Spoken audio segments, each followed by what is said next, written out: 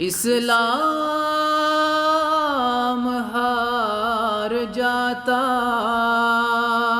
صداقت کی جنگ میں مل کر بھی کل مدینہ جو کرتا مباہلہ۔ اعوذ باللہ من الشیطان الرجیم، بسم اللہ الرحمن الرحیم، وبہ نستعین، انہ خیر الناصر ومعین، رب یسر ولا تعسر وتمم بالخیر۔ انشاءاللہ شروع کرتا ہوں اللہ کے نام سے جو بڑا مہربان اور نہایت رحم کرنے والا ہے۔ مومنین کرام، آج کے اس پرمسرت موقع پر یعنی عید مباہلہ، وہ عید جو سچائیوں کی عید ہے، آپ کو یہ عید بہت بہت مبارک ہو۔ اپنی جانب سے اور آپ تمام حضرات کی جانب سے اپنے وقت کے امام کی خدمت میں بھی ہدیہ مبارکباد پیش کرتے ہیں۔ جیسے کہ آپ لوگ جانتے ہیں، ہمارے محافل اور مجالس کے دستور رہے ہیں کہ ہم اپنے محافل اور مجالس کو تلاوت کلام ربانی سے آغاز کرتے ہیں، لہٰذا آئیے اس محفل کو بھی اسی کلام سے آغاز کرتے ہیں۔ اس کے لیے میں دعوت گزار ہوں حجت الاسلام والمسلمین عالی جناب مولانا علی حمزہ معروفی صاحب سے کہ وہ آئیں اور تلاوت کلام ربانی سے اس محفل کو آغاز کریں۔ السلام علیکم ورحمۃ اللہ۔ سب سے پہلا آپ سبھی حضرات کی خدمت میں آج کے اس عید کو، یعنی سچائیوں کی عید، یہ وہ عید ہے کہ جس میں بنا کسی قطرے خون بہے اسلام کی سچائی اور اسلام کی کامیابی تمام مذاہب پر حاصل ہوئی ہے، اور دیگر مذاہب نے اقرار کیا کہ ہم اسلام کے سامنے کچھ نہیں ہیں۔ تو آئیے انہی کچھ آیتوں کی تلاوت کرتے ہیں جو آج کی مناسبت کے حساب سے ہے۔ بآواز بلند صلوات پڑھیں۔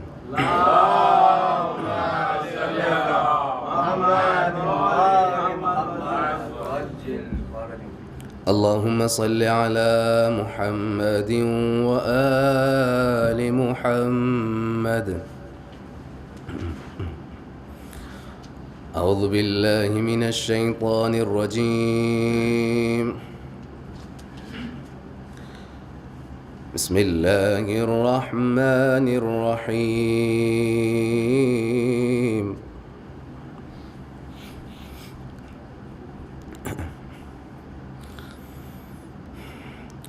فَأَمَّا الَّذِينَ كَفَرُوا فَأُعَذِّبُهُمْ عَذَابًا شَدِيدًا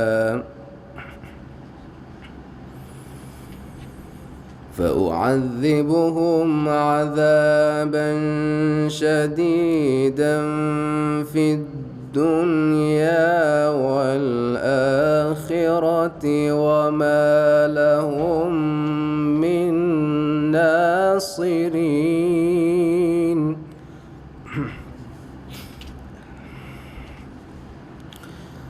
وَأَمَّا الَّذِينَ آمَنُوا وَعَمِلُوا الصَّالِحَاتِ فَيُوَفِّيهِمْ أُجُورَهُمْ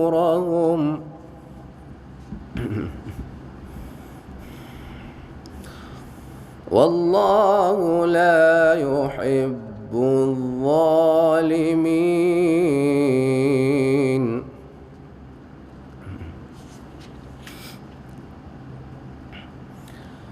ذَلِكَ نَتْلُوهُ عَلَيْكَ مِنَ الْآيَاتِ وَالذِّكْرِ الْحَكِيمِ۔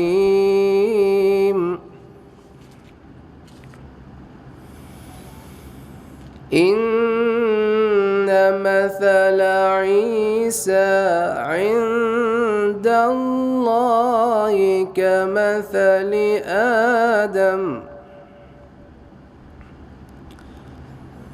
خلقه من تراب ثم قال له كن فيكون، يكون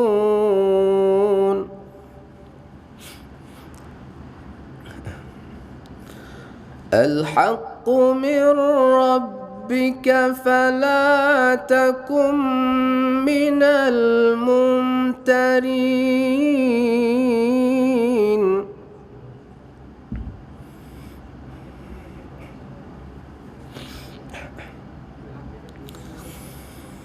الحق من ربك فلا تكن من الممترين فمن حاجك فيه من بعد ما جاءك من العلم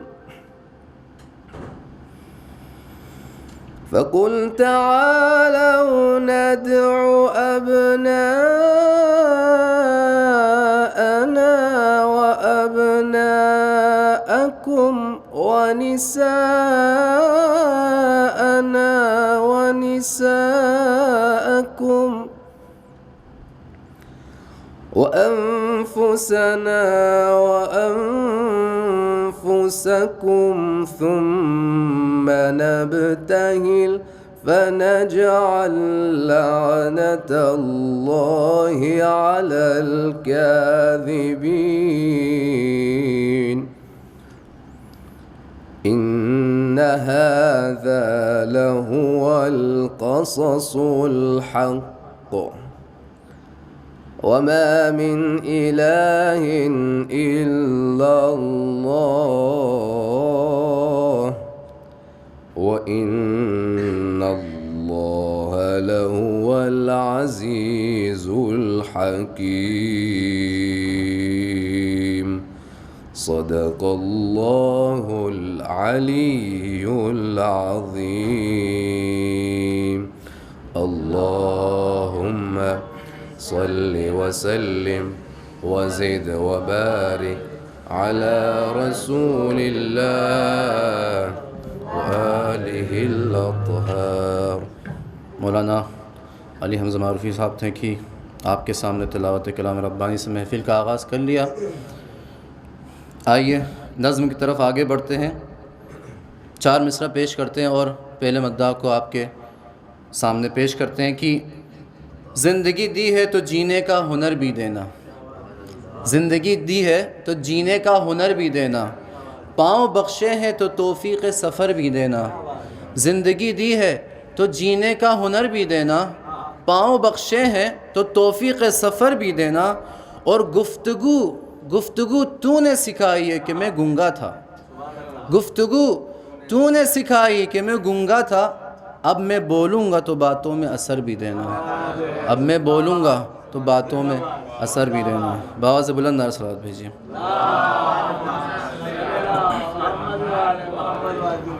آئیے انہی اشعار کے زیر سائے دعوت سخن دیتے ہیں، انتظار حسین صلی اللہ علیہ وسلم سے کہ وہ آئیں اور بارگاہ مولا میں نذرانہ عقیدت پیش کریں۔ السلام علیکم۔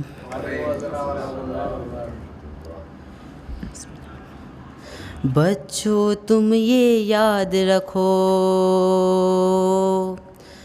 مومنو تم یہ یاد رکھو، بعد خدا ان کو سمجھو، صبح انہی کے نام سے ہو، شام آئے تو دعا کرو، آنکھ میں آنکھ کاجل کی طرح، پائے حیدر کی نالین، اللہ محمد علی فاطمہ حسن حسین، اللہ محمد علی فاطمہ حسن حسین۔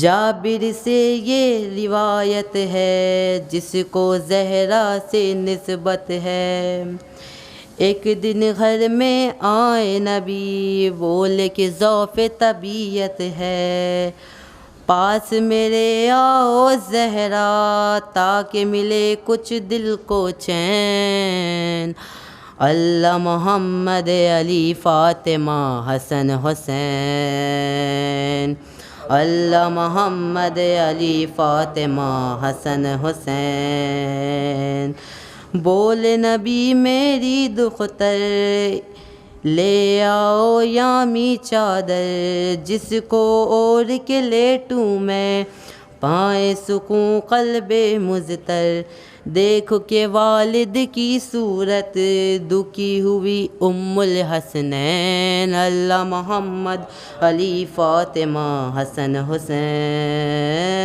اللہ محمد حسن حسین اللہ محمد علی فاطمہ حسین پھر یوں کیا مولا نے کلام نانا آپ پہ میرا سلام گھر سے اجازت مل جائے تحت کسا آ جائے غلام بولے نبی آ جاؤ حسن تو میں بولے نبی آ جاؤ حسن تو میرے ہو نور عین اللہ محمد علی حسن حسین اللہ محمد علی فاطمہ حسن حسین اللہ محمد علی فاطمہ حسن حسین آ گئے تحتے کسا جو علی کہنے لگے تب بنت نبی نے بابا سے کہا بابا آپ پہ میرا سلام آؤں کیا اندر میں بھی تب یہ حبیب خدا نے کہا آ جاؤ میرے نور عین اللہ محمد علی فاطمہ حسن حسین اللہ محمد علی فاطمہ حسن حسین ایک لمحہ نہیں گزرا تھا آ پہنچے شہ کرب و بلا بولے من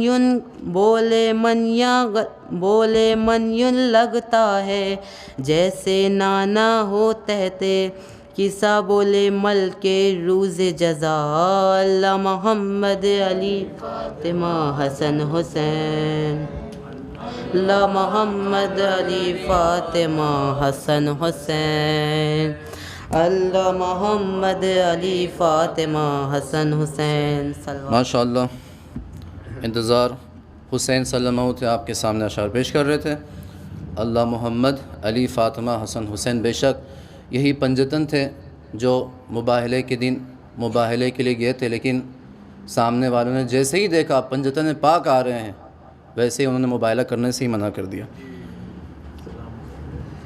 اگلے مدعا کو پیش کرنے سے پہلے کچھ اشعار مباہلے کے حوالے سے ایک بار باوزِ بلند صلوات بھیجیے آپ لوگوں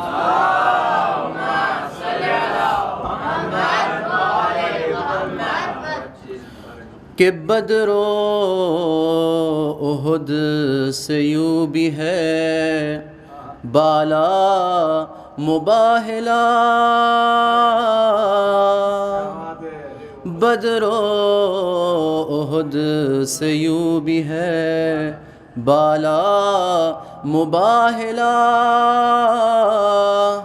ارے بدر و احد سے یوں بھی ہے بالا مباہلہ کہ کیوں بالا ہے بدر و احد کیونکہ جنگ بدر اور جنگ احد اسلام کا بڑے جنگوں میں سے یہ دو جنگ تھے کہ بدر و احد سے یوں بھی ہے بالا مباہلہ کہ کرنے چلی ہے فاطمہ زہرا مباہلہ کرنے چلی ہے فاطمہ زہرا مباہلہ اور اسلام ہار جاتا صداقت کی جنگ میں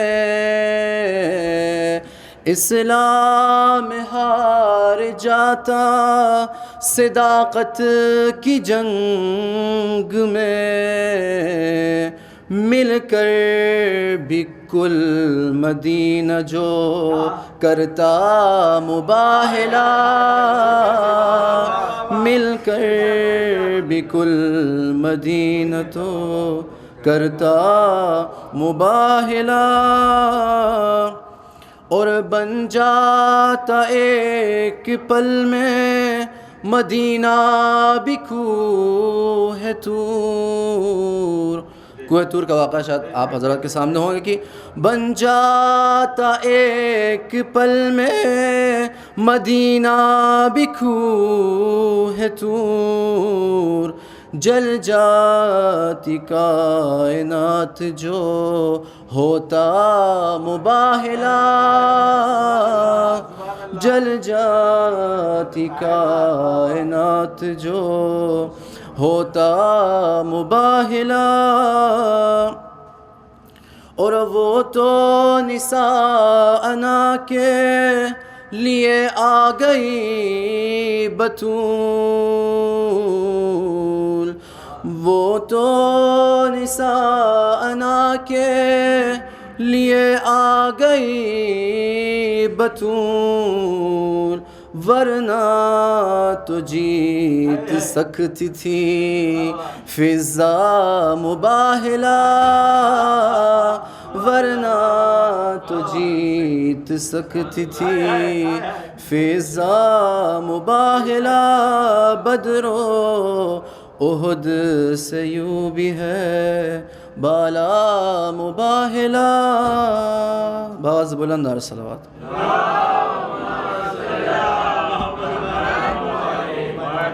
انہی اشعار کے زیر سایہ دعوت سخن دیتے ہیں حمزہ خان صلی اللہ علیہ وسلم سے کہ وہ آئیں اور بارگاہ مولا میں نذرانہ عقیدت پیش کریں۔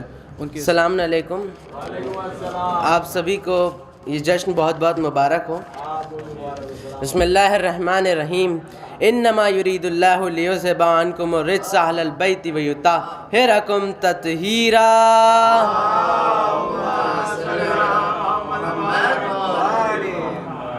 چند اشعار سماعت فرمائیں کہ مجھے حقیر نہ سمجھیں، مجھے حقیر نہ سمجھیں ہوس کے کارندے، میرے مزاج میں گر خودسری نہیں ملتی۔ مجھے حقیر نہ سمجھیں ہوس کے کارندے، میرے مزاج میں گر خودسری نہیں ملتی۔ میں ایک قطرہ ہوں لیکن وہاں کا خادم ہوں، میں ایک قطرہ ہوں لیکن وہاں کا خادم ہوں، سمندروں کو جہاں نوکری نہیں ملتی، سمندروں کو جہاں نوکری نہیں ملتی۔ اور بطور خاص کہ ذکر حیدر سبھی چہروں کو نشاں دیتا ہے، ذکر حیدر سبھی چہروں کو نشاں دیتا ہے، نور مومن کو منافق کو دھواں دیتا ہے، نور مومن کو منافق کو دھواں دیتا ہے۔ اپنے لب سنگ در شاہ پہ ملتے رہیے، اپنے لب سنگ در شاہ پہ ملتے رہیے، یہ وہ پتھر ہے جو گونگے کو زباں دیتا ہے، یہ وہ پتھر ہے جو گونگے کو زباں دیتا ہے۔ اور چھوڑ کر آل محمد کو عمل کی باتیں، چھوڑ کر آل محمد کو عمل کی باتیں، یہ دیا ایسا ہے جو صرف دھواں دیتا ہے، یہ دیا ایسا ہے جو صرف دھواں دیتا ہے۔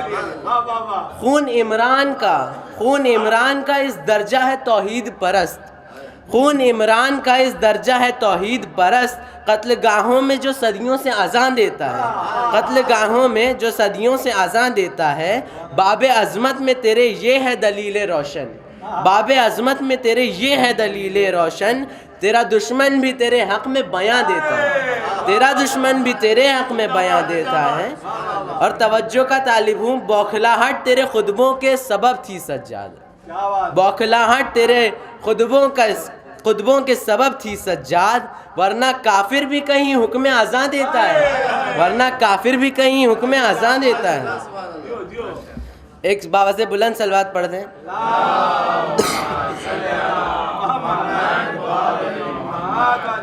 سماعت فرمائیں کہ نجوم ٹاک کے روشن جہاں بنائے گئے، نجوم ٹاک کے روشن جہاں بنائے گئے، اسی زمیں کے لیے آسماں بنائے گئے، اسی زمیں کے لیے آسماں بنائے گئے۔ خدا کے دین کو درہم میں تولنے والے، خدا کے دین کو درہم میں تولنے والے، میان کاسہ دل زہر گھولنے والے، میان کاسہ دل زہر گھولنے والے، زبان نفاق کے لہجے میں کھولنے والے، زبان نفاق کے لہجے میں کھولنے والے، خلاف سید لولاک بولنے والے، خلاف سید لولاک بولنے والے، تجھے لحد میں اسیر عذاب کر دے گا، تجھے لحد میں اسیر عذاب کر دے گا۔ علی کا بغض ہے مٹی خراب کر دے گا، علی کا بغض ہے مٹی خراب کر دے گا، علی کا بغض ہے مٹی خراب کر دے گا۔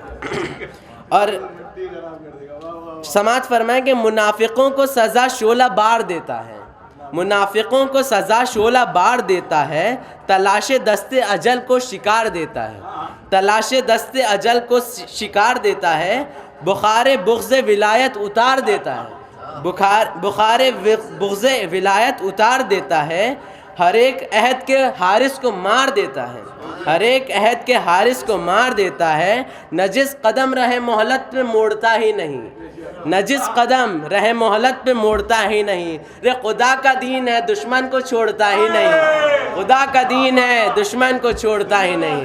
باواز بلند صلوات پڑھ دیں۔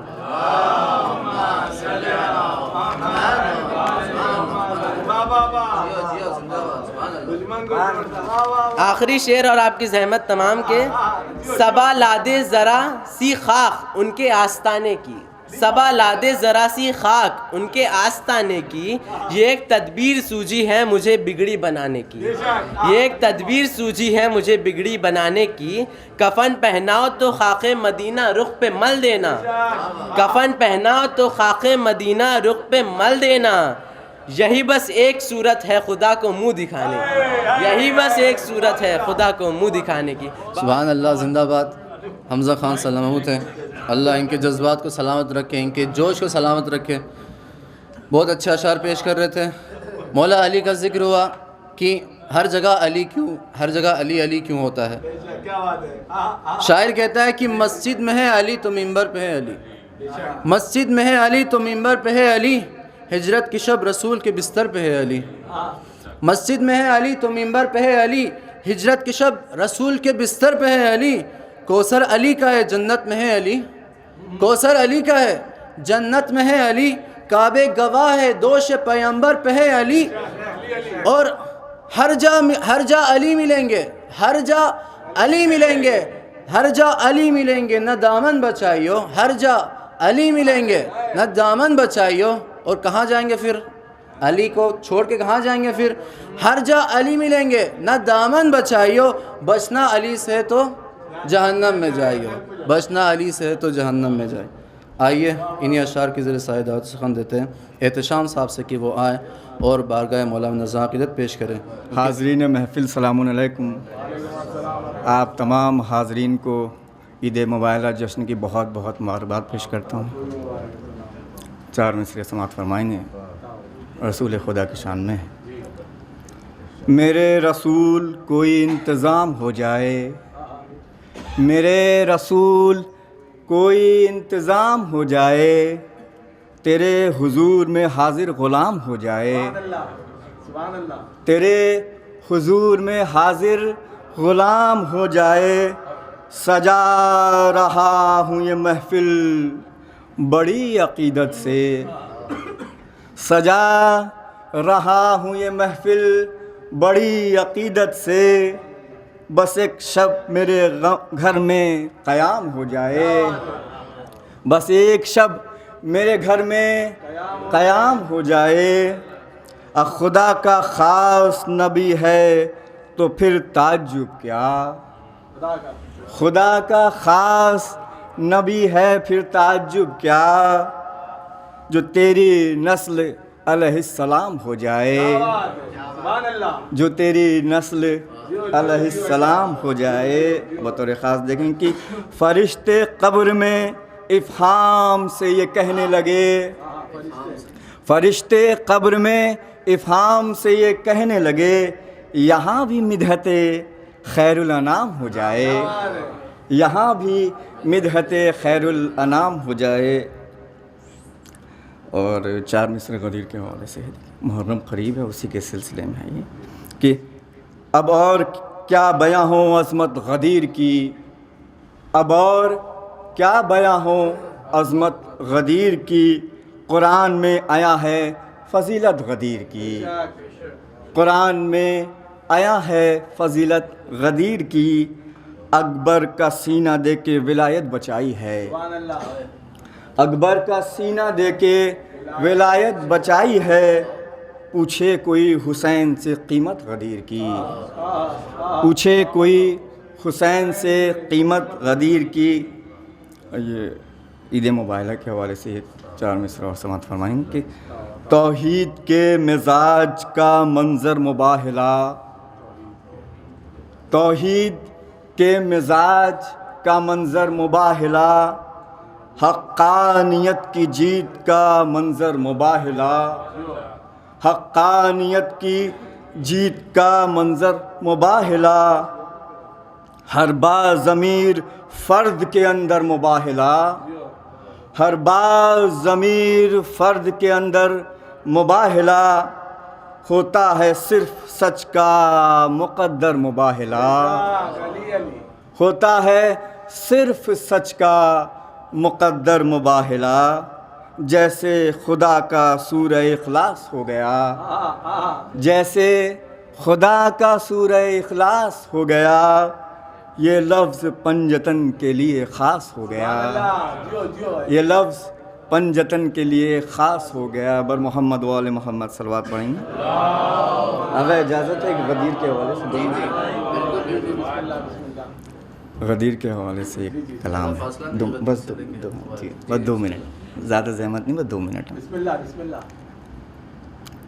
سبھی کے مولا بنے ہیں علی غدیر کے دن، سبھی کے مولا بنے ہیں علی غدیر کے دن، خدا کے دین کو ملی زندگی غدیر کے دن، خدا کے دین کو ملی زندگی غدیر کے دن، سواد کفر کا سارا طلسم ٹوٹ گیا، سواد کفر کا سارا طلسم ٹوٹ گیا، جہاں میں پھیل گئی روشنی غدیر کے دن، جہاں میں پھیل گئی روشنی غدیر کے دن، اسی لیے تو مناتے ہیں عید اہل ولا، اسی لیے تو مناتے ہیں عید اہل ولا، ہوئی رسول کے گھر میں خوشی غدیر کے دن، ہوئی رسول کے گھر میں خوشی غدیر کے دن، ہوئی رسول کے گھر میں خوشی رسول کے دن،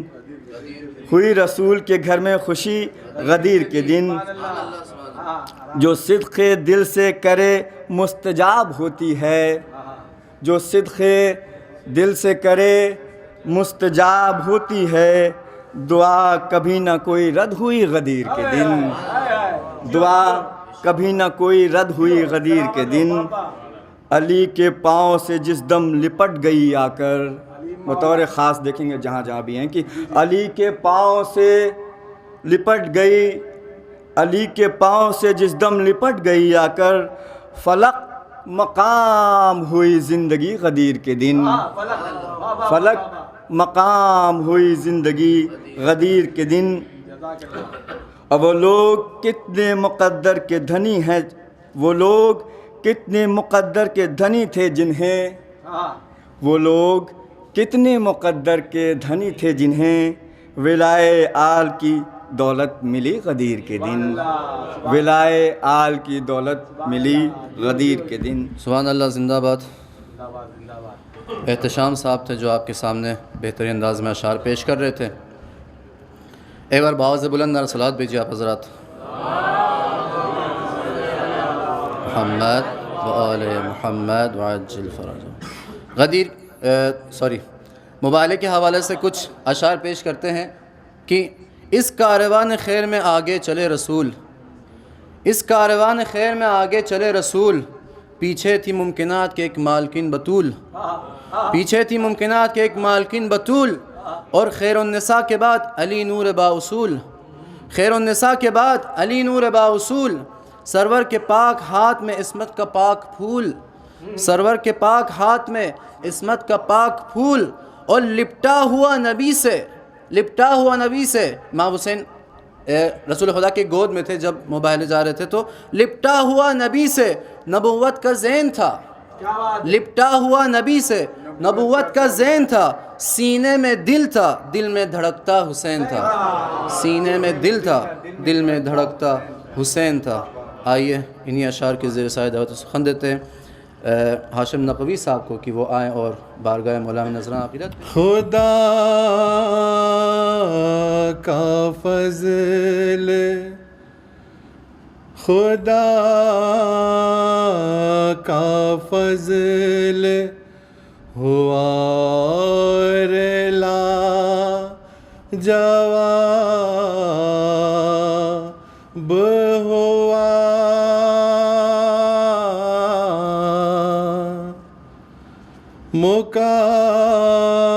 مقابلے میں نصارا کے کامیاب ہوا، تو ترمذی میں بخاری میں پڑھ کے مجھے کو بتا، تو ترمذی میں بخاری میں پڑھ کے مجھے کو بتا، مباہلے کے لیے کس کا انتخاب ہوا، مباہلے کے لیے کس کا انتخاب ہوا۔ اس صلوات پڑھ لیں مل جل کے۔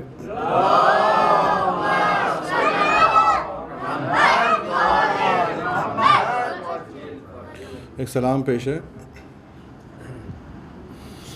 حسین سے ہے محبت تو پھر نماز پڑھو، حسین سے ہے محبت تو پھر نماز پڑھو، کٹا کے سر کو بچایا ہے دین نانا کا، کٹا کے سر کو بچایا ہے دین نانا کا،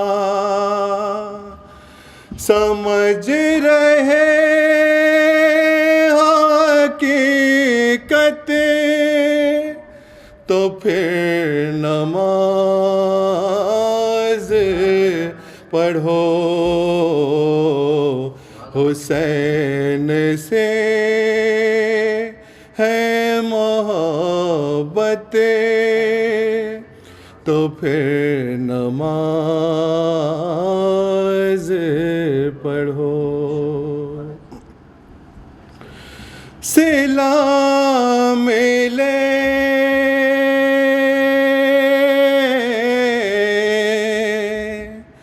صلہ ملے گا محبت کا گر عقیدہ ہے، صلہ ملے گا محبت محبت کا گئے عقیدہ ہے،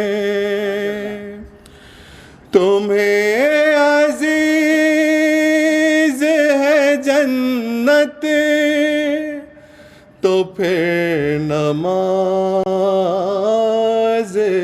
پڑھو،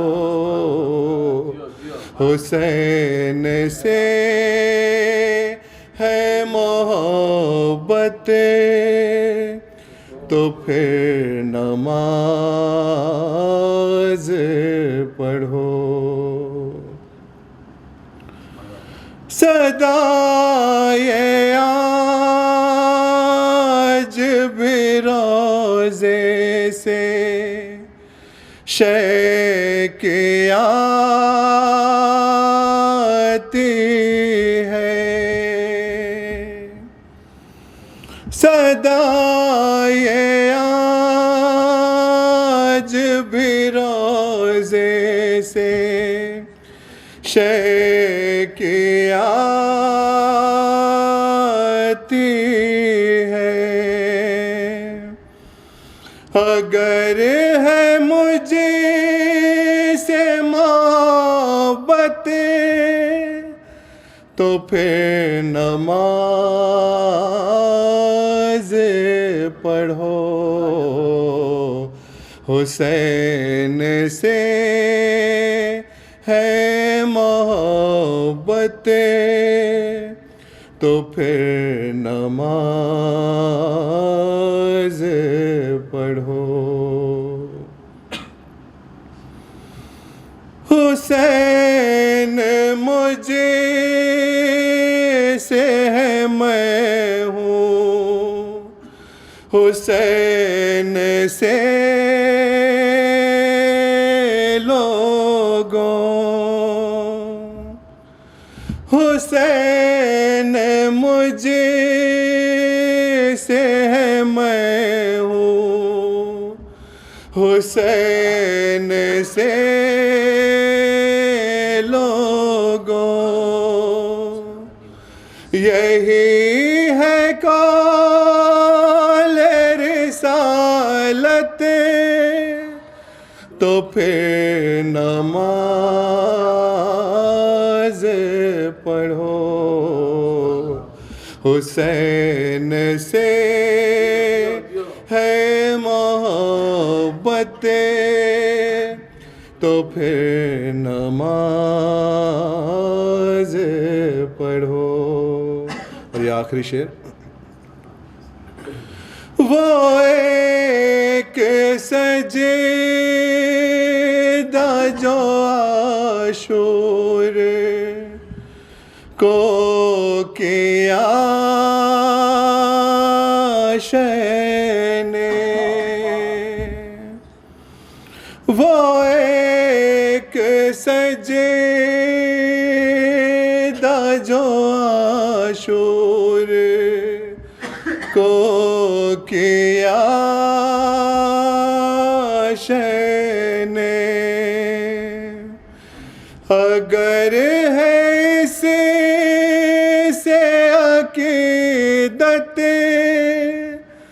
تو پھر نماز پڑھو، حسین سے ہے محبت تو پھر نماز پڑھو۔ اور محمد وآل محمد صلی اللہ علیہ وسلم۔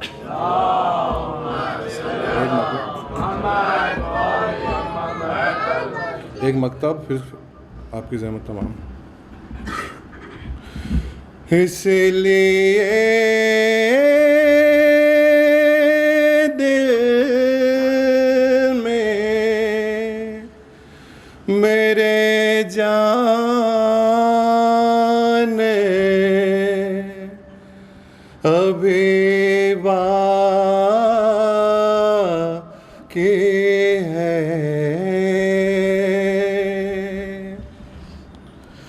اس لیے دل میں میرے جان ابھی باقی ہے، اس لیے دل میں میرے جان ابھی باقی ہے، ارے کربلا جانے کا ارمان ابھی باقی ہے۔ سبحان اللہ، زندہ باد۔ ہاشم نقوی صاحب تھے جو اپنے اشعار سے آپ کے قلوب کو محظوظ فرما رہے تھے، اور ایک اشارہ بھی کیا انہوں نے کہ نماز اور حسین ایک ساتھ ہیں، اور ایک حدیث بھی آپ نے شاید اشارے پڑھی، جو حسین منی و انا من الحسین۔ آئیے محفل کو آگے بڑھاتے ہیں کچھ اشعار مباہلہ کے حوالے سے۔ ایک بار بآواز بلند صلوات بھیجیے آپ حضرات۔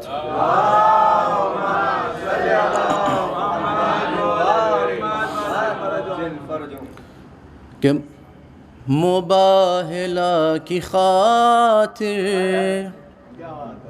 علی کے صحن سے وہ جانے لگے پنجتن دھیرے دھیرے، مباہلہ کی خاطر علی کے صحن سے وہ جانے لگے پنجتن دھیرے دھیرے، محمد علی سیدہ فاطمہ اور چلے وہ حسین و حسن دھیرے دھیرے، مباہلہ کی خاطر،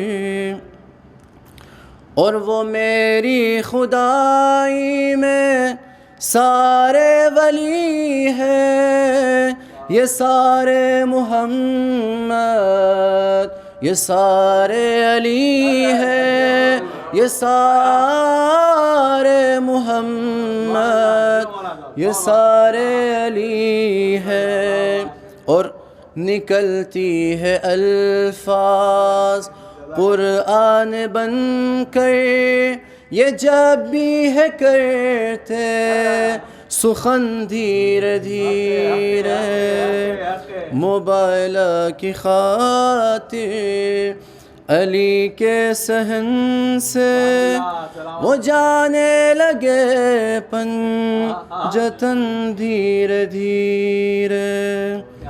بآواز بلند صلوات۔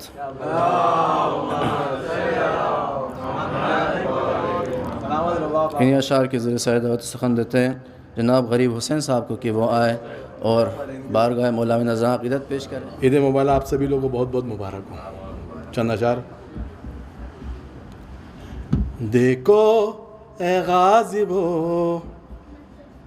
چلو چل کر مباہلہ، دیکھو اے غازبو چلو چل کر مباہلہ، کرنے چلی رسول کی کرنے چلی رسول کی دختر مباہلہ، دیکھو اے غازبو چلو چل کر مباہلہ، یہ غازبوں سے کہتے ہیں نجران اب تک، نجران اب تک، یہ غازبوں سے کہتے ہیں نجران اب تک، دے دے فدک یا چل کے ابھی کر مباہلہ، دے دے فدک یا چل کے ابھی کر مباہلہ، نفسوں کی بات کی تھی خدا نے میرے علی، خدا نے میرے علی، نفسوں کی بات کی تھی خدا نے میرے علی، ورنہ تو جیتتے تیرے نوکر موبائلہ، ورنہ تو جیتتے تیرے نوکر موبائلہ، دیکھے جو پنجتن کو نو نجران کہہ اٹھے، تو نجران کہہ اٹھے، دیکھے جو پنجتن کو تو نجران کہہ اٹھے، ہم کو نہیں ہے کرنا پیمبر موبائلہ، ہم کو نہیں ہے کرنا پیمبر موبائلہ، پیچھے کھڑی ہے آپ کے صدیق طاہرہ، صدیق طاہرہ، پیچھے کھڑی ہے آپ کے صدیق طاہرہ، حسنین کی مادر سے ہو کیوں کرے موبائلہ، حسنین کی مادر سے ہو کیوں کر موبائلہ، اور این کے بعد فاتح بدر و حنین ہے، بدر و حنین ہے، کرنا نہ ہم سے آپ بھی حیدر موبائلہ، کرنا نہ ہم سے آپ بھی حیدر موبائلہ، فرزند مصطفیٰ ہیں یہ حسنین کریمین، یہ حسنین کریمین، فرزند مصطفیٰ ہیں یہ حسنین کریمین، ہے کون ان سے کر لے جو بڑھ کر موبائلہ، ہے کون ان سے کر لے جو بڑھ کر موبائلہ، مرزا یہ غازیبوں سے تو نجران تھے اچھے، تو نجران تھے اچھے، مرزا یہ غازیبوں سے تو نجران تھے اچھے، صدیق کہہ کے ہارے وہاں پر موبائلہ، صدیق کہہ کے ہارے وہاں پر موبائلہ۔ سبحان اللہ۔ غریب حسین صاحب تھے آپ کے سامنے، اپنے بہترین انداز میں اشعار پیش کر رہے تھے، اللہ ان کو سلامت رکھے۔ کہ حقیقتوں کا اجالا کہاں پہ پایا تھا، وہ 5 چہرے تھے بس جس پہ نور چھایا تھا، رسول پاک نے ہمراہ کس کو لایا تھا، رسول پاک نے ہمراہ کس کو لایا تھا، مباہلے میں سنو کون کون آیا تھا، مباہلے میں سنو کون کون آیا تھا، مباہلے میں جو آئے تھے انجمن بن کر، مباہلے میں جو آئے تھے انجمن بن کر، وہی زمانے میں چائے ہیں پنجتن بن کر، وہی زمانے میں چائے ہیں پنجتن بن کر، اور کہ گھر سے مباہلے کے لیے پنجتن چلے، گھر سے مباہلے کے لیے پنجتن چلے، کچھ نور تھے، کچھ پھول تھے، کچھ پھول تھے جو بن کے وقار چمن چلے، گھر سے مباہلے کے لیے پنجتن چلے، کچھ پھول تھے جو بن کے وقار چمن چلے، اور اس قافلے کی جیت پر کیوں نہ یقین ہو، اس قافلے کے جیت پر کیوں نہ یقین ہو، جس قافلے کے پشت پر خیبر شکن چلے، جس قافلے کے پشت پر خیبر شکن چلے۔ آئیے انہی اشعار کے زیر سائے بڑے ادب و احترام کے ساتھ گزارش گزار ہوں حجت الاسلام والمسلمین عالی جناب مولانا سید محمد فیاض باقر حسینی صاحب کو کہ وہ آئیں اور اس عید مباہلے پر روشنی ڈالیں۔ السلام علیکم ورحمۃ اللہ وبرکاتہ۔ رب اعوذ بک من همزات الشیاطین واعوذ بک رب ان یحضرون۔ بسم اللہ الرحمن الرحیم۔ الحمد للہ وسلام علی عبادہ الذین اصطفیٰ، ولعنۃ الدائمۃ الباقیۃ علی اعدائہم اجمعین من الآن الی قیام یوم الدین۔ اما بعد فقد قال الحکیم بسم اللہ الرحمن الرحیم، فمن حاجک فیہ من بعد ما جاءک من العلم فقل تعالوا ندعو ابناءنا وابناءکم ونساءنا ونساءکم وانفسنا وانفسکم ثم نبتهل فنجعل لعنة الله على الكاذبين۔ آج کی یہ شب جو شب عید مباہلہ ہے، اس کی تبریک و تہنیت آپ سب کی خدمت میں پیش کرتے ہیں، اور ہم سب کی طرف سے تمام علماء، مراجع، ولی فقیہ، بالخصوص وقت کے امام کی خدمت میں تبریک و تہنیت عرض کرتے ہیں۔ مباہلہ نہ یہ کہ صرف عالم اسلام کا، بلکہ کائنات کا ایک بہت عظیم ترین واقعہ ہے، جس کو قرآن مجید نے کچھ آیتوں میں ذکر کیا ہے واقعہ مباہلے کو، اور اس میں آخری آیت شریفہ یہ ہے فَمَنْ حَاجَّكَ فِيهِ مِنْ بَعْدِ مَا جَاءَكَ مِنَ الْعِلْمِ، اے میرے حبیب، علم کے آ جانے کے بعد بھی اگر یہ لوگ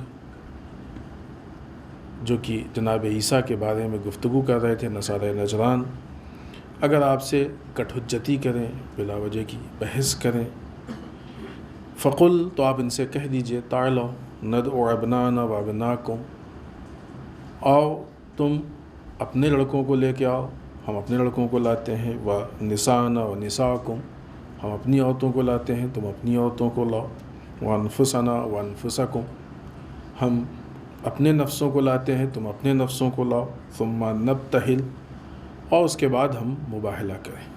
کیا ہوگا مباہلے میں؟ فنجعل، ہم قرار دیں، لعنت اللہ علی الکاذبین، جھوٹوں پہ اللہ کی لعنت۔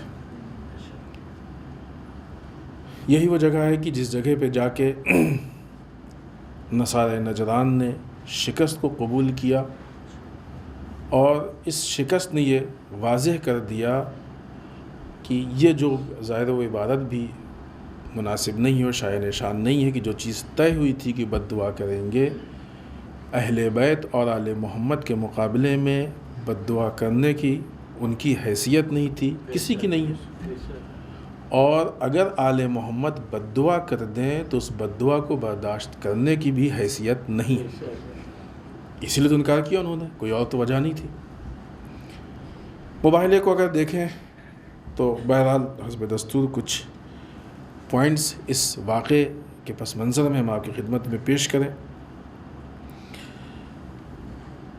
رسول نے جب اسلام کو لوگوں کے سامنے پیش کیا تو رسول نے کچھ حکومتوں کو خط لکھ کے اسلام کی دعوت دی۔ بعض موقعوں پہ دیکھیں، یہ سارے جو پوائنٹس ہیں یہ ہم سوچ کے مت چلیں کہ یہ صرف دوسروں کے لیے نہیں، ہمارے لیے بھی بہت کچھ ہوتا ہے۔ اسلام کی دعوت صرف اپنوں میں نہیں ہوتی ہے، یہ تو ہے ہی ہے مسلمانوں کو مسلمان بنا دیا، شیعوں کو شیعہ، اگرچہ ضرورت ہے، قرآن بھی کہتا ہے کہ اے صاحبان ایمان ایمان لے آؤ، اس سے انکار نہیں ہے، لیکن سارا کام اگر اس میں محدود ہو جائے تو یہ غلط ہے، اور یہ دشمن کی سازشوں میں سے ایک سازش ہے کہ ہم کو ہمارے ہی درمیان محدود کر دیا جائے۔ رسول کی تبلیغ کی، اسلام کو پھیلانے کی روش روز اول سے یہ رہی ہے کہ رسول نے انٹرنل بھی کام کیا ہے، ایکسٹرنل بھی کام کیا ہے۔ ابتدا تو ایکسٹرنلی ہوئی ہے نا، شروعات تو باہر سے ہوئی ہے، شروعات میں کتنے لوگ تھے، گنے چنے تھے، لیکن جب وہ لوگ آ گئے تو ان پہ بھی کام کیا، اور جو نہیں آئے تھے ان کو دعوت دی۔ لہٰذا یہ تبلیغ کی روش ایسا نہیں ہے کہ آج یہ روش نہیں ویلڈ ہے، ختم ہو گئی ہے اور اس کی ضرورت نہیں ہے، آج بھی ہماری اب یہ اور بات ہے کہ ہمیں یہ دیکھنا پڑے گا کہ کیسے دینا ہے، ایسا نہ ہو کہ ہم جا کے دعوت دیں اور غلط اثر ہو جائے اس کا۔ تو جہاں سے بات شروع ہوتی ہے وہ درس تو ہم ہی لوگوں کے لیے کہ عالم اسلام کی دعوت دوسرے افراد کو دینا یہ ہماری ذمہ داریوں میں سے۔ کیسے دینا ہے، کیا ہے، وہ اس کے پیچھے پوری تفصیل ہے۔ ایسا نہیں کہ اٹھ کے ہم فوراً اس کام کو کسی بھی انداز سے شروع کر دیں اور کیسے بھی شروع کر دیں، نہیں، حکمت عملی اپنی جگہ پہ۔ رسول نے لوگوں کو لیٹر لکھا، دعوت دی کہ آپ تشریف لائیں۔ جب یہ لیٹر نصارہ نجران کے پاس پہنچا تو انہوں نے ایک کمیٹی بنائی جو تقریباً 60 لوگوں پہ مشتمل تھی، اور ابو حارثہ اس کمیٹی کا رئیس قرار پایا، اور عالم بھی ایسی کوئی تھا یا ظاہراً یہ عالم تھا، بہرحال کچھ لوگ تھے کہ جو 4-5 اس میں مین تھے، یہ لوگ رسول کے پاس آئے، آنے کے بعد رسول سے ملنا چاہتے تھے۔ وہ بہت مشہور پوائنٹ ہے جو آپ بارہا سنتے ہیں۔ رسول نے ان کی طرف بہت زیادہ توجہ نہیں کی، تو عجیب لگا ان کو کہ ہم کو دعوت دی، ہم آئے اور اب ہماری طرف توجہ نہیں دے رہے ہیں، کیا ایسا ہے، کون سی ایسی وجہ ہے؟ کیونکہ جو ان کے آنے کا طریقہ تھا، وہ آنے کا طریقہ یہ تھا کہ وہ بہت زیادہ زیورات، بہت ہی تفاخر والے لباس، اس انداز میں آئے تھے۔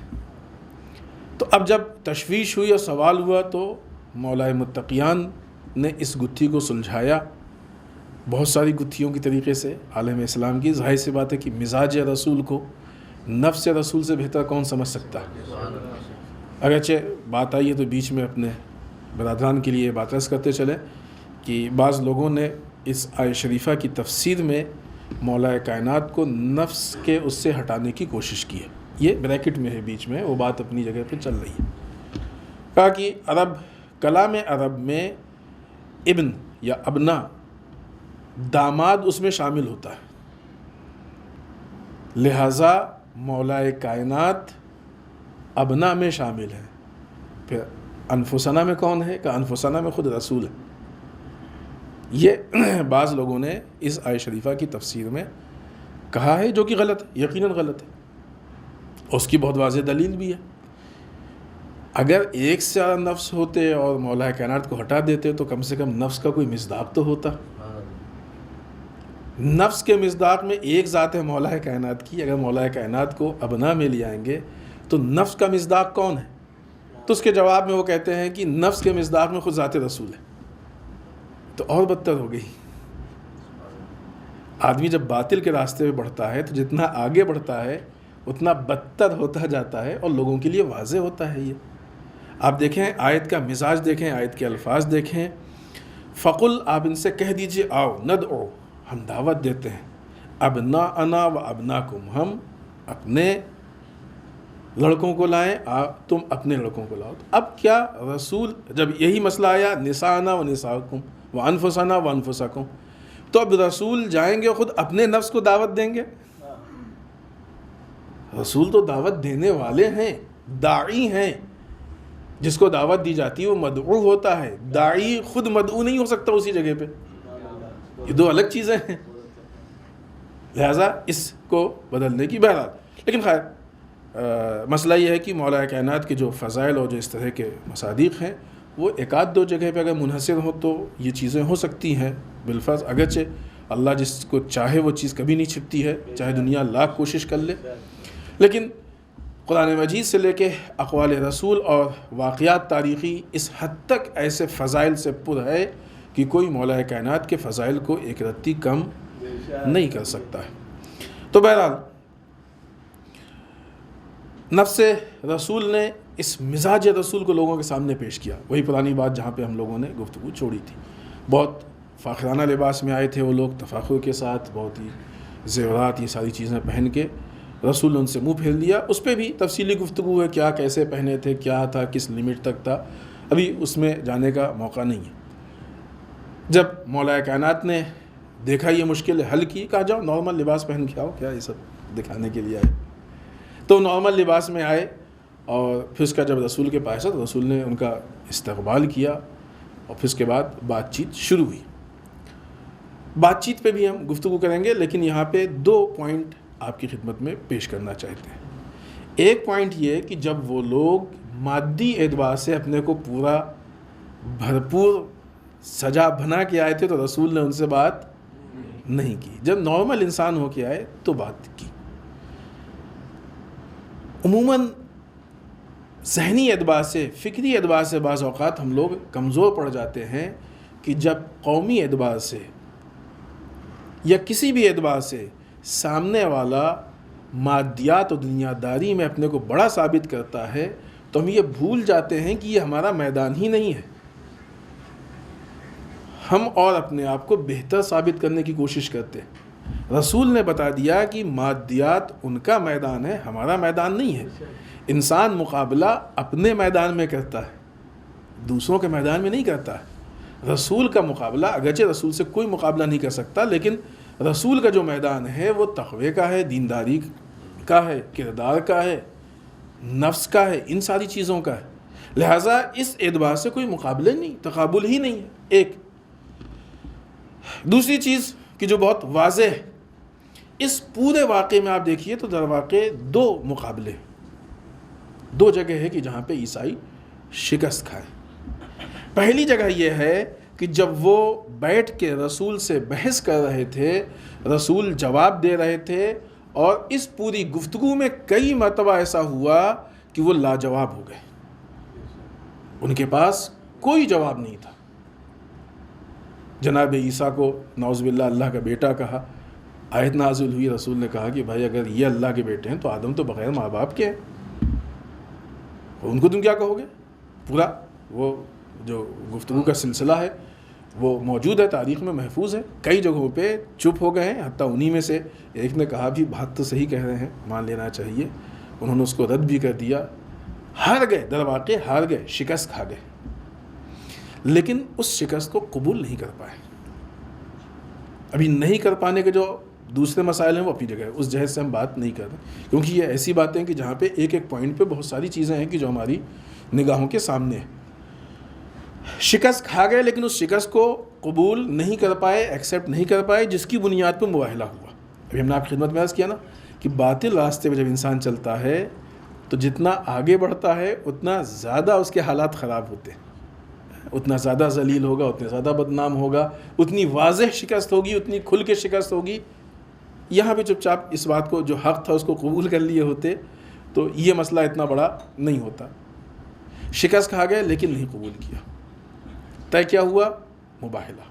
مباہلے میں کیا ہوگا؟ جھوٹوں پہ اللہ کی لعنت ہوگی. جب انہوں نے دیکھا کہ رسول کے ساتھ ان کی آل آئی ہے، یہ بات، یہ گفتگو روایات میں موجود ہے کہ اگر رسول اپنے اصحاب اور شہر والوں کو اور شہر کے جو بڑے روسا ہیں فلاں فلاں ان لوگوں کو لے کے آئیں تو مباہلہ کر لینا. اگر رسول اپنے خاندان والوں کو لے کے آئیں، اپنے اولاد کو، بچوں کو لے کے آئیں تو خبردار مباہلہ مت کرنا. یہ بات پہلے سے ان کے یہاں طے تھی. لہٰذا رسول دیکھیں اسلام میں کوالٹی اہم ہے، کوانٹیٹی اہم نہیں ہے. وہ لوگ مجمع لے کے آئے تھے، رسول کیفیت اور کوالٹی لے کے آئے تھے. 5 لوگ تھے سب ملا کے. ان 5 کو دیکھ کے وہ مجمع ہار گیا. دیکھ کے لعنت بھیجی کسی نے کسی کو، مقابلہ ہوا؟ شروع بھی نہیں ہوا، صرف دیکھ کے ہار گیا. یہاں پہ انہوں نے شکست کو قبول کر لیا. پہلے مقام پہ شکست کو قبول نہیں کیا، دوسرے مقام پہ شکست کو قبول کر لیا. کیا فرق ہے دونوں میں؟ دونوں میں یہ فرق ہے کہ وہاں کا جو معاملہ تھا وہ علمی تھا، یہاں کا معاملہ میدان کا ہے، 2-2-4 کا ہے. اللہ کی لعنت ہوگی، نتیجہ سب کے سامنے آ جائے گا، ہے کہ نہیں؟ وہاں پہ اس شکست کی بنیاد پہ جو نقصان تھا وہ روحانی نقصان تھا. یہ نقطہ اہم ہے اور یہ ہم سب کے لیے ہے، صرف ان کے لیے نہیں ہے. جو نقصان تھا روحانی نقصان تھا.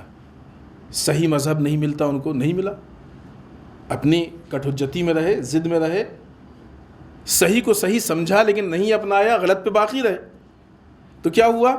نقصان ہی تو ہوا نا. باطل پہ رہے تو نقصان ہی تو ہوگا، فائدہ تھوڑی ہوگا. اس نقصان کو انہوں نے ایکسیپٹ کر لیا، کوئی اعتراض نہیں. یہاں پہ جب دیکھا کہ یہ ایک لعنت کی بنیاد پہ ایسا نقصان ہوگا کہ ہم تباہ و برباد ہو جائیں گے تو اس نقصان کو نہیں ایکسیپٹ کر پائے. یعنی جب روحانی نقصان ہوتا ہے تو اس روحانی نقصان کو ہر آدمی نہیں سمجھ پاتا ہے، اس کی اہمیت ہر آدمی نہیں محسوس کر پاتا ہے. لیکن جب دنیاوی اور مادی نقصان ہوتا ہے وہ سب کے سمجھ میں آ جاتا ہے. مباہلے کے واقعے میں بات مباہلے تک پہنچی ہی اسی لیے کہ وہ لوگ روحانی نقصان کو سمجھ ہی نہیں پائے، ورنہ کبھی بھی وہ حق کو چھوڑ کے باطل دین پہ باقی نہیں رہتے. اور مباہلے کے میدان تک آگے مباہلہ ہوا اس لیے نہیں کہ ان کو مادی نقصان سے بڑا خوف تھا. لہٰذا اگر ایسی فکر ہو کہ جہاں انسان کو حق و باطل میں روحانی نقصان نہ سمجھ میں آئے، اپنے باطل ہونے سے جو نقصانات ہوتے ہیں وہ نہ سمجھ میں آئے، غلطیاں اس کو ایکسیپٹ کرنے کی ہمت نہ ہو، اور اس کے مقابلے میں جب دنیاوی اعتبار سے مادی نقصان سمجھ میں آنے لگے تو اس کا مطلب یہ فکری اعتبار سے گمراہ ہے. یہ اسلامی فکر نہیں ہے، یہ الہی فکر نہیں ہے، یہ رسول کی فکر نہیں ہے، یہ حق کی فکر نہیں ہے، یہ باطل کی فکر ہے. اور بہت سارے آپ کو ایسے افراد مل جائیں گے کہ جن کو معلوم ہوتا ہے لیکن وہ سمجھنے میں تیار نہیں ہوتے ہیں، ماننے پہ تیار نہیں ہوتے. بعض اوقات دوسرے مسائل ہوتے ہیں، اور ابھی اس پہ بھی ہم گفتگو کریں کہ انہوں نے کیوں نہیں قبول کیا اور کیوں اس چیز کو ایکسیپٹ نہیں کیا. پوری قوم کو برباد کر دیا لیکن اپنے باطل ہونے کو قبول نہیں کیا جس کو جانتے تھے. نہ جاننا تو الگ چیز ہے، معلوم تھا ان کو، جو رسول کے سامنے بیٹھے رسول سے گفتگو کر رہے تھے، بات ان کے لیے کلیئر ہو گئی تھی کہ وہ باطل پہ ہیں، وہ غلط ہے. اگر نہیں کلیئر ہوئی تو میدان مباہلے میں تو ایک دم 2-2-4 ہو گئی. یقیناً مسجد میں بات ثابت ہو چکی تھی ان کے لیے کہ جب آپس میں ان کی گفتگو ہوئی اور یہ بات ہوئی کہ ٹھیک تو کہہ رہے، کہنے تم چھوڑو، تم سے کیا مطلب. کلیئر ہو گئی تھی لیکن نہیں مانا، اور نہ مان کے کیا کیا، پوری قوم کو گمراہ کیا. مشکل ساری یہاں پہ ان افراد کی ہوتی ہے. آج تو بہت آسان ہے ایسے لوگوں کو سمجھانا، خالی ایک لفظ کہہ دیں ہم اندھ بھکت، سب سمجھ جائیں گے کس ٹائپ کے لوگ ہوتے ہیں. یہ اس ٹائپ کے لوگ پھر باطل کو مضبوط کرتے ہیں، لیکن ظاہر ہے پھر بھی نقصان ان کا ہے. رسول تو اس لیے پریشان تھے کہ یہ امت جہنم میں جا رہی، اس کو کس طریقے سے ہم آتش جہنم سے بچا لے جائیں. انہیں رسول کا کیا فائدہ تھا؟ اگر وہ ایمان لے آتے تو رسول کا کیا فائدہ ہوتا؟ رسول اپنے مقصد کو پانے کے لیے پریشان تھے، اپنے مقصد کو تک پہنچنے کے لیے، ان کو عذاب الہی سے بچانے کے لیے، گمراہی سے بچانے کے لیے، ان کی ہدایت کے لیے پریشان تھے. اور وہ بدبخت تھے کہ جو آتش جہنم کی طرف بھاگنے کے لیے بسط تھے. رسول اس لیے ان پہ اتنی کوشش کر رہے تھے. بہرحال ان کے لیے یہ ثابت تھا. یہ 2 طرح کی بات ہے، یہ ذہن میں رکھیں. لہٰذا کبھی ایسا نہ ہو کہ ہم کو یہ سمجھ میں آ جائے کہ ہماری غلطی ہے اور اس کے بعد ہم ہٹ دھرمی پہ باقی رہیں. ایسے حالات خدا نخواستہ پیدا ہو جائیں تو مباہلے کو یاد کر لیجئے گا. اگر ایسے حالات پیدا ہوتے ہیں، خدا نخواستہ اللہ نہ کرے، یقیناً مومنین کے لیے نہیں ہوں گے، بالفرض اگر ایسے ہوتے ہیں تو مباہلے کو یاد کر لیجئے گا. اور ایسے بہت سارے مثالیں ہیں کہ جہاں پہ نقصان سمجھ میں آتا ہے. جب ان کے لیے ثابت ہو گیا کہ ہم باطل پہ ہیں، غلط ہیں، پھر کیوں نہیں ایکسیپٹ کیا؟ ایک چیز کی طرف زیادہ ہم نے شاید یہاں یا کہیں اشارہ کیا ہے کہ ظاہر ہے کہ ان کو خطرہ تھا، جو ان کو مقام ملا تھا اپنی قوم میں، جو عہدہ تھا، ان کو ایسا لگتا تھا کہ وہ نکل جائے گا ہاتھ سے. اس کی وجہ سے وہ اس چیز کو قبول نہیں کر پائے کہ ایک ہاں کہنے میں بہت چیزوں کی عمارت ڈھہ جائے گی. عالم اسلام میں بہت سی جگہوں پہ صاحب حق یا حقدار کو اس کا حق اس لیے نہیں دیا گیا ہے کہ اگر اس کو اس کا حق دے دیں گے تو ہماری دکان بند ہو جائے گی. صدیق طاہرہ کو بھی دربار میں اسی لیے حق نہیں دیا گیا. بہت سی جگہوں پہ ایسا ہوتا ہے، یہ بہت ساری جگہوں پہ تاریخ بھری پڑی ایسی مثالوں سے. لہذا انسان اپنے مادی فائدوں کے لیے اپنے بہت تھوڑے سے، جس کی کوئی گارنٹی بھی نہیں، باقی بھی رہنے والے نہیں، یہ بھی یقین نہیں کہ وہ واقعی فائدہ انسان اٹھا بھی لے گا، نفس کے جھوٹے سکون کے لیے انسان بڑے بڑے حق پہ پردہ ڈال دیتا ہے اور بڑے بڑے حق سے منہ پھیر لیتا ہے. دوسری مشکل بہت سے لوگوں میں یہ تھی کہ سب کچھ سمجھ کے نہیں کہہ پائے، ان کے اندر شجاعت نہیں تھی. شجاعت دینی جسے کہتے ہیں. حق قبول کرنے کے لیے، حق بولنے کے لیے، حق پہ چلنے کے لیے انسان کے اندر ہمت و شجاعت ہونی چاہیے. یہ شجاعت صرف اور صرف خوف خدا سے آتی ہے. بہت سے لوگ ہوتے ہیں جن کو معلوم ہوتا ہے کہ کیا صحیح ہے کیا غلط ہے، لیکن وہ سب کے سامنے کہہ نہیں پاتے ہیں کہ صحیح ہو کیا ہے غلط کیا ہے. نقصان کس کا ہے؟ اگر آپ نہیں کہہ پا رہے ہیں کہ صحیح کیا ہے غلط کیا ہے، نقصان کس کا ہے؟ جس کا نہ کہنے سے دوسروں پہ ہو رہا ہے وہ ہو رہا ہے، خود نہ کہنے والے کا اپنا نقصان ہے، اس لیے کہ نہ کہہ کے خود وہ گنہگار ہو رہا ہے. ذاتی اور پرائیویٹ معاملات ہوں تب بھی گناہ ہے اور نقصان ہے، لیکن جب قومی اور مذہبی معاملات ہوں، گناہوں کے بعض اوقات جو اس کے اثرات ہوتے ہیں اس میں فرق ہوتا ہے.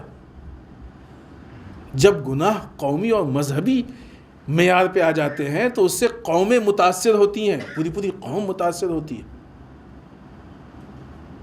بہت سے افراد تاریخ اسلام اٹھا کے دیکھ لیجئے، مسئلہ صرف مباہلے کا نہیں ہے، یہ تو رسول کی زندگی کا واقعہ ہے. رسول کی آنکھ بند ہونے کے بعد بہت سے ایسے واقعات گزرے کہ جہاں پہ افراد کو معلوم تھا کہ مولا کائنات حق پہ ہیں، امام حسن حق پہ ہیں، امام حسین حق پہ ہیں، لیکن ان کو ایسا لگا کہ حالات نہیں ہے کہ بولے. یہ دین حق پہ ہے، یہ نظام حق پہ ہے، یہ سسٹم حق پہ.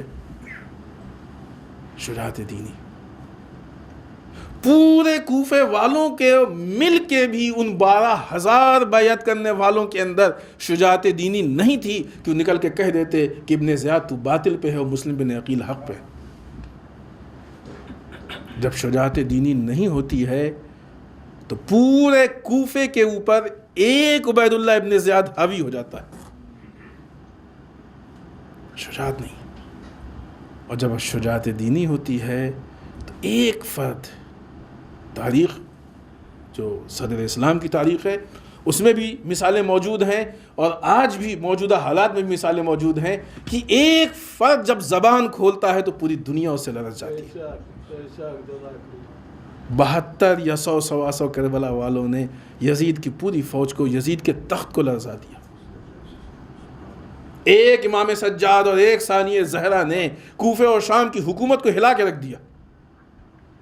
آج کے زمانے میں دیکھیے، ایک زگزگی نے دنیا کو ہلا دیا، ایک شہید نمر نے دنیا کو ہلا دیا. اور اتنا ہی نہیں، ایک قاسم سلیمانی نے اتنا ہلایا کہ زندہ رہے تب بھی دشمن ڈرتا رہا، آج شہید ہو گئے تب بھی دشمن ڈر رہا ہے.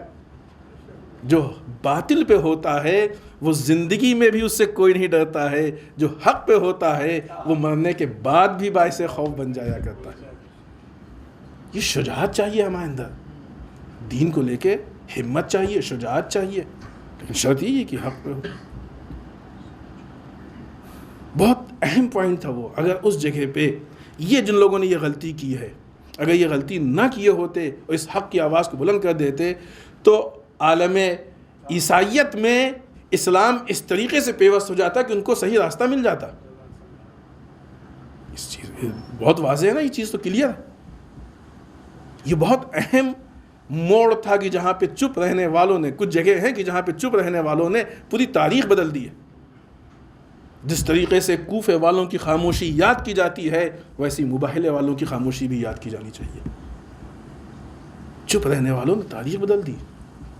اگر یہ چپ نہ رہتے، بول دیتے تو تاریخ کچھ اور ہوتی، حالات کچھ اور ہوتے. بہرحال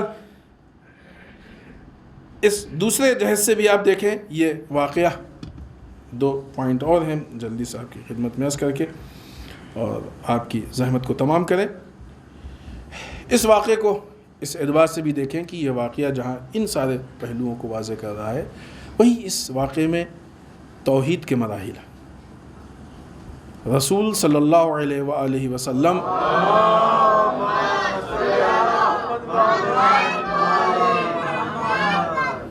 کی حقانیت کے دلائل موجود. پہلا مرحلہ 2 مقابلے ہیں نا، ابھی تو ہم لوگوں کی بات ہو چکی. پہلا جب وہ لوگ آنے کے بعد بحث کی تو خود وہ اگرچہ اس کو ویسے مقابلہ، ان کی حیثیت کیا تھی جو رسول کے مقابلے میں آتے، لیکن بہرحال انہوں نے آ کے گفتگو کی، رسول نے بات کو رکھا، پیش کیا، انہوں نے بات کو نہیں قبول کیا اور اس کو پھر اللہ نے کٹ حجتی یا اس طرح سے بلا وجہ کی بحث احمقانہ اور جاہلانہ اس سے تعبیر کیا. اور یہ ہے بھی یہی، جب انسان بلا وجہ بات ہوتا ہے بعض اوقات اپنی بات کو کرنے کے لیے بلا وجہ بحث کرتا ہے، اسے کٹ حجتی کہتے ہیں. احمقانہ اور جاہلانہ گفتگو کہتے ہیں۔ ایک وہاں وہ مقابلہ تھا، اگر خدا نخواستہ نعوذ باللہ یہ چونکہ جب دلیل دی جاتی ہے تو پھر فرض کیا جاتا ہے، اگر نعوذ باللہ رسول حق پہ نہ ہوتے تو اس استحکام کے ساتھ رسول بات کرنے کے لیے راضی ہی نہ ہوتے، لیکن رسول نے بات کی، دلیل دی اور دلیلوں کو اپنے اعتبار سے ثابت کر دیا۔ انہوں نے اس کو قبول نہیں کیا کہ ہاں یہ بات ثابت ہو چکی ہے کہ نہیں، یہ خود رسول کی حقانیت کی دلیل ہے۔ نہ یہ کہ صرف یہیں اس سے پہلے کے مرحلے میں آئے کہ اتنے اطمینان اور اتنی شجاعت کے ساتھ بڑی بڑی حکومتوں کو لیٹر لکھ دینا، خط لکھ دینا کہ اسلام ایک حق مذہب ہے، تم کو دعوت دیتے ہیں اور قبول کریں، یہ بغیر حقانیت کے نہیں ہوتا ہے اتنا بڑا کام۔ لاجک پہ لوگوں کو دعوت دینا بغیر حقانیت کے نہیں ہوتا ہے۔ لیٹر والا مرحلہ، دوسرا مرحلہ گفتگو والا، بحث والا، تیسرا مرحلہ کہ جب بات مباہلے کی آئی اور اس مقام تک پہنچی کہ سب کے سامنے کھڑے ہو کے حق باطل پہ لعنت بھیجے گا، اس کے لیے بد دعا کرے گا، ذرا بھی اگر شبہ اور شک پایا جاتا تو رسول نعوذ باللہ اس وادی میں قدم ہی نہ رکھتے۔ مباہلے کی دعوت دینا اور مباہلے کو قبول کر لینا یہ اس بات کی دلیل ہے کہ رسول حق پہ تھے اور اس حقانیت پہ اتنا پکا یقین تھا کہ کسی بھی چیز کو وہ ماننے کو تیار تھے اس راستے میں۔ اس کے مقابلے میں آپ نصارہ نجران کو دیکھیں، جب مباہلے کی بات ہوئی تو انہوں نے آپس میں گفتگو کی، طے کیا اور اس شرط پہ مباہلے کو طے کیا، آپس میں یہ ان کی انڈرسٹینڈنگ تھی جو ہم نے شروع میں کہا کہ اگر رسول ایسے ایسے لوگوں کو لے کے آئیں تو مباہلہ کر لینا، اور اگر گھر والوں کو لے کے آئیں تو نہ کرنا، ان شرطوں کے ساتھ۔ اور پھر جب وہاں پہ میدان میں دیکھا کہ رسول گھر والوں کو لے کے آئے ہیں تو فوراً مباہلے سے انکار کر دیا۔ تو ادھر اقرار ادھر انکار، یہ خود اس بات کی دلیل ہے کہ وہ عیسائیت باطل پہ تھی اور یقیناً ہے، بعد میں تھوڑی حق پہ آ جائیں گے۔ اسلام اس وقت بھی حق پہ تھا، آج بھی ہے اور قیامت تک رہے گا انشاءاللہ۔ یہ واضح دلیل ہے۔ اب اگر عیسائی مل کے بھی اسلام کو قبول نہ کریں تو وہ بات جو کل مسجد کے اندر لوگوں پہ کلیئر تھی کہ یہ کٹ حجتی کر رہے ہیں، حق واضح ہونے کے بعد بھی نہیں قبول کر رہے ہیں، آج پوری دنیا کے سامنے آ گئی کہ ان کے لیے حق واضح ہے لیکن یہ قبول نہیں کر رہے ہیں، ورنہ اگر یہ حق پہ ہوتے تو مباہلے کے میدان سے بھاگتے نہیں۔ اور یہ اس بات کی دلیل ہے کہ کس کا اللہ سے کیسا رشتہ ہے۔ بد دعا کس سے کرنی تھی؟ جس جنگ میں سامنے والے پہ حملہ کرنا ہو، اس جنگ میں نسبتاً انسان کے لیے آسان ہے کہ تلوار اٹھائے، ہتھیار اٹھائے، کسی پہ حملہ کر دے۔ ضروری تھوڑی کہ جو مال لے جائے وہ حق پہ ہے اور جو مر جائے وہ باطل پہ ہے۔ وہ جنگیں فیصلہ نہیں کرتی حق و باطل کا، لیکن جس جنگ میں اللہ کی ذات سے بد دعا دعا کرنی ہو اور وہاں کوئی غالب آ جائے اور دوسرا بھاگ جائے تو خود بخود طے ہو جاتا ہے کہ کس کے اللہ سے روابط ہیں اور بہترین تعلقات ہیں، اور کون توحید کا پرستار ہے اور کون ایسا ہے کہ جس کے اللہ سے نہ یہ کہ تعلقات نہیں ہیں بلکہ عذاب الہی سے بھی بچنے کے لائق نہیں ہے۔ تو واضح ہے نا، ایک دم کلیئر چیز ہے۔ اس وضاحت کے بعد اب اگر کوئی اسلام کو نہ مانے، نہ قبول کرے، خاص کر کے وہ نصارہ نجران یا عالم عیسائیت، تو یہ آپ خود سمجھ سکتے ہیں کہ جس چیز کو وہ دین کے نام پہ لے کے چل رہے ہیں وہ کوئی دین وین نہیں ہے، اور یہ ایک الگ پوری گفتگو ہے۔ عیسائیت نے اپنے مذہب میں جو تحریف کی ہے جو ہے وہ بھی یہاں پہ موقع نہیں کہ ہم اس پہ بات کریں۔ انہوں نے اپنی کتاب میں تبدیلی کی ہے، یہودیوں نے تبدیلی کی ہے، یہودیوں نے تبدیلی کی ہے۔ اپنے ایک عالم کو اللہ کا بیٹا کہتے تھے، یہ جناب عیسیٰ کو اللہ کا بیٹا کہتے تھے، انہوں نے اپنی کتاب بدلی، انہوں نے اپنی کتاب بدلی، دونوں نے کی اپنی بدلی۔ وہ ابھی ہمارے موضوع میں نہیں کہ ہم اس پہ گفتگو کریں تفصیل کے ساتھ۔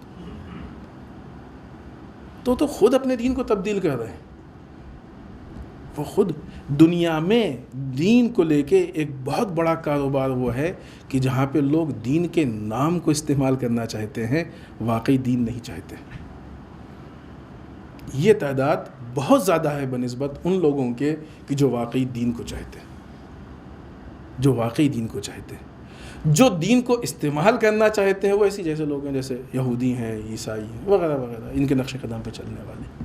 اور جن کو واقعی دین چاہیے وہ غدیری ہوتے ہیں، وہ ولائی ہوتے ہیں. ولایت کا مطلب یہ کہ ہمارے نفس پہ ہمارا نہیں بلکہ اللہ کا کنٹرول، ہمارے نفس پہ ہمارا نہیں بلکہ رسول کا کنٹرول، ہمارے نفس پہ ہمارا نہیں بلکہ مولا کائنات کا کنٹرول. یہ دو بہت واضح اور کلیئر فرق ہے. تو بہرحال بات کو سمیٹیں اور ختم کریں کہ مباہلہ اس عید کا نام ہے اور اس موقع کا نام ہے کہ جہاں پہ حق باطل پہ دونوں اعتبار سے ثابت ہو گیا کہ یہ غالب آ گیا اور یہ حق ہے، کلیئر ہے، وہ باطل ہے. ایسی صورت میں یہ غور و فکر کرنا ہماری ذمہ داری ہے اور یہ پہچاننا ہمارے. دیکھیں، باطل کو ہمیشہ نام سے نہیں پہچانا جاتا ہے. اقدار ویلوز، حق کے اقدار ویلوز، باطل کا مزاج دیکھیے. اگر کوئی انسان نام اور شکل و شبہ سے پہچاننے کی شکل و شباہت سے پہچاننے کی کوشش کرے گا تو دھوکہ کھائے گا. وہ کام کی روش، طریقہ کار، مزاج، انداز، مقصد، ہدف، ان چیزوں سے پہچانا جاتا ہے باطل. ورنہ جو لوگ شکل سے، شباہت سے، ان چیزوں سے پہچاننا چاہتے تھے اس سے فیل میں نیزے پہ قرآن دیکھ کے دھوکہ کھا گئے. وہ کوفے میں قاضی شرح کے فتوے کی بنیاد پہ دھوکہ کھا گئے کہ جو کہ دھوکہ کھانے کی چیز نہیں تھی. شام میں قرآن کی غلط تفسیر سے دھوکہ کھا گئے. انہوں نے کتنی ایسی داستانیں، لیکن جن کے اندر یہ شعور تھا کہ حق و باطل کو پہچانے، وہ عثمانی مذہب میں بھی رہ کے حق کو پہچان گئے، عیسائی مذہب میں بھی رہ کے حق کو پہچان گئے، کوفے میں بھی رہ کے حق کو پہچان گئے. دنیا کے چاہے وہ الگ الگ فرقوں اور مذاہب کے اعتبار سے ہوں یا الگ الگ مقام پہ ہوں، حق کو پہچان کے کربلا میں ایسے جمع ہو گئے کہ جس طریقے سے پروانے شمع کے آس پاس جمع ہوتے. یہ مباہلہ صرف ایک تاریخ و واقعہ نہیں ہے، ایک بہت بڑا درس ہے، چیپٹر. لہٰذا ہم کو اپنے اندر یہ شعور پیدا کرنا ہوگا، مزاج حق کو پہچاننا، مزاج باطل کو پہچاننا. جب تک ہم مزاج حق اور مزاج باطل کو نہیں پہچان پائیں گے اس وقت تک ہم فیصلہ نہیں کر پائیں گے کہ کون حق پہ ہے، کون باطل پہ ہے. والسلام علیکم ورحمۃ اللہ وبرکاتہ.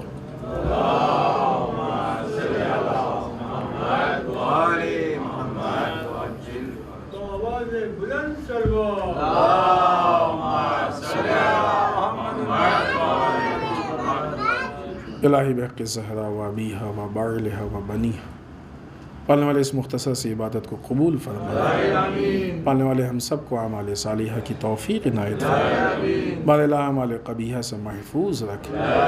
پالنے والے ہمارے گناہوں کو بخش دے. بار الہ ہمارے مرحومین کو بخش دے. پالنے والے اسلام و مسلمین کی حفاظت فرمائے. بار الہ دشمنان اسلام کو نیست و نابود کر دے.